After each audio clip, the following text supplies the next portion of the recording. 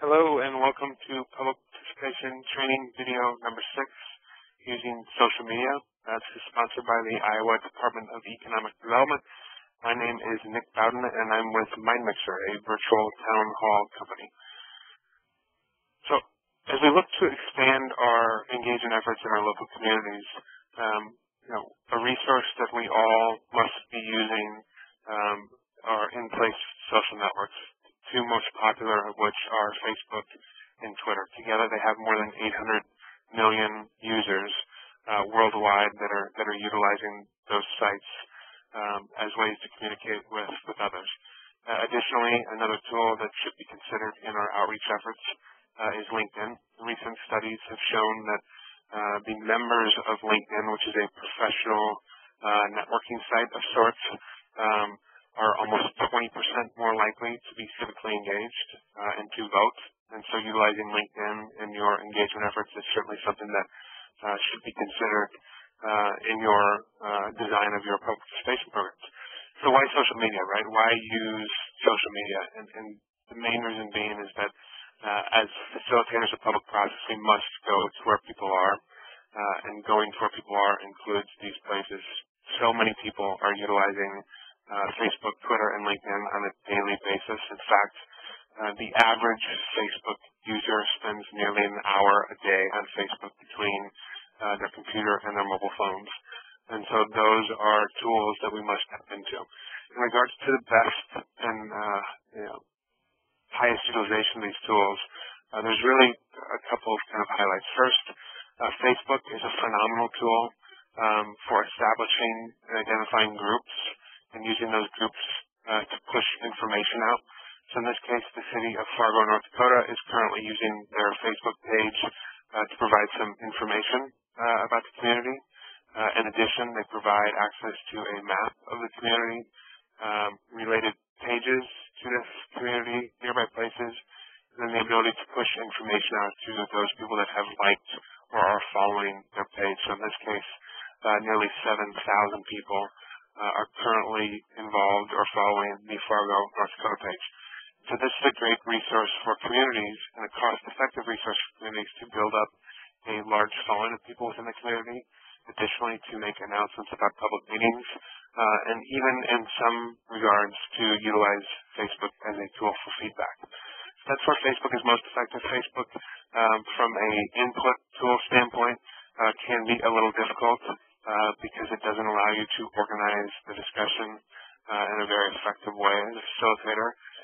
So I caution against using it too much as a facilitation or public input tool, but it's a great tool for announcements and organizing of people.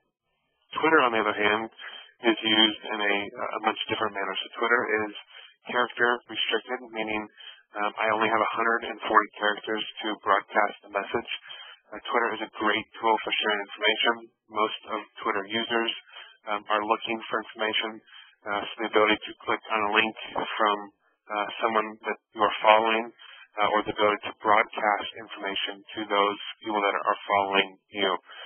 So for example, I could say, check out the Fargo town hall page, and provide a link to that page.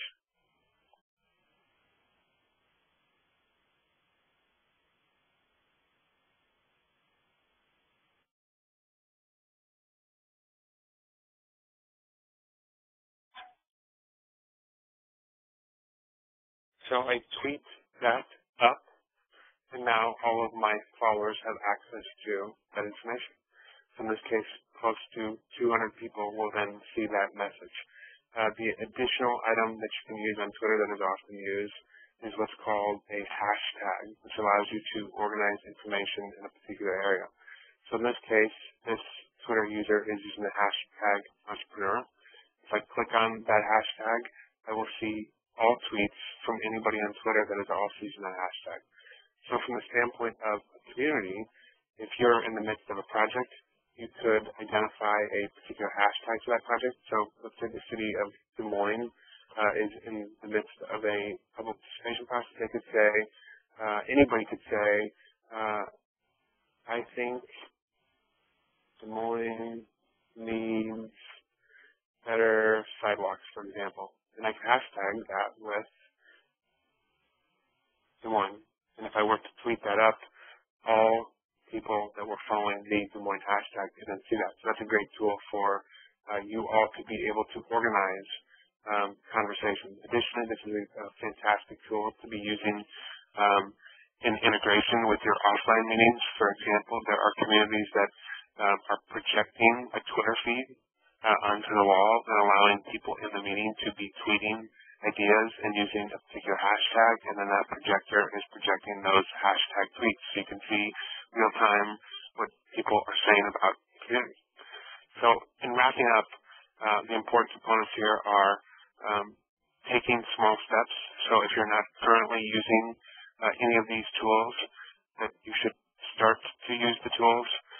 Use them in different manners that you're comfortable with. But the fact is that there are too many people in these current networks to not be leveraging those networks in a way that allows you to broaden your participation efforts.